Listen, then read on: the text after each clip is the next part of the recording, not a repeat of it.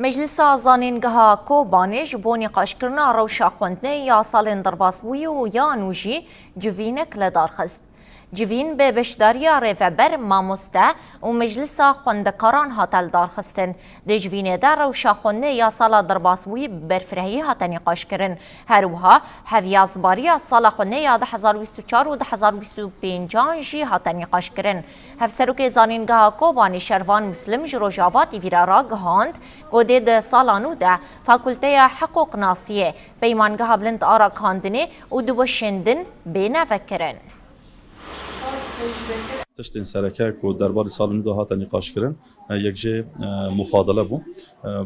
امزان یعنی ایدی مفاضله سال نو وارد دست بکردن خواندکاران میکو یعنی آمادهی بداوی کردن ایدی برای خابدن زانگه روش مفاضله بگشتی کمیته کو هاتن آوا کردن دم کو هاتن دیار کردن جبنا کو خواندکار ایدی سردام بکن او یا هندر جیبنا مجلس هات نقاش کردن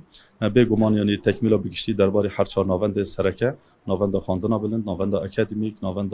کاروبار خواندکاران و نوند کاروبار به برنی افج بگشتی راپوراوی هات خواندن و نرخواندن هات کردن هر وها خالک هری گرینگ آگو گریده استراتژیا زانگه هیا اوجی وکرنا بش نویه اوجی هات نقاش کردن حضرتی این کوجبنا بش نو هات بون کردن یک جه فاکولته حقوق یعنی مافناسی و هر وها پیمانگاه بلند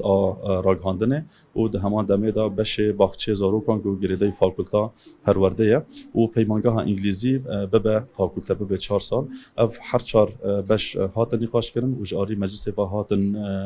اره کردن یعنی اف وکم مزگینیا که امدن خواندکان خواهد دنگلی خواهد و اف د مفاضله می ایسال دا ودا کردن و خواندکار مد کردن در باسی و بشان بن و تدا بخونن و هر وهاج بنا کو مگوت مجلس جهت هری بلند هندر زانگه هده پیوست مجلس روشا دارایی آزانگه جناس بکه لو راجی کمیته دارایی بگشتی روشا بوچه سال چی هر وها پلان سازیا سال نو درباره بوچه زانگه هدا د علی کمیته دارایی و هات پیشکش کردن و هر وها د داوود جیل سر پلان سازیا سال نو و هر وها وکرنا و بشینو جالی